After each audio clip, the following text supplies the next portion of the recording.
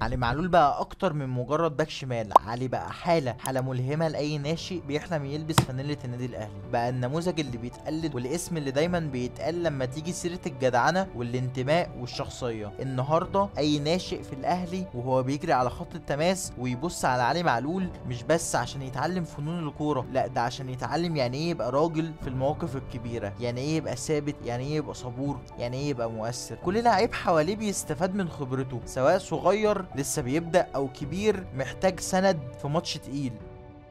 اطلع كروس من رجلي ازاي، اتقنه بشكل كويس. فاتكلمت معاه كتير جدا حتى لما اتصاب، وكان هو كان بيتابع معايا دايما وكان بيبارك لي بعد كل ماتش. ان انا بلعب مع مكان كابتن علي معلول دي اكيد. وجود علي في الفرقة دايما كان مصدر امان. مجرد انه موجود بيطمنك، بيشيل من على الكل الضغوط وبيدي طاقة لكل اللي حواليه. وحب الناس، حب الناس ده مش من فراغ.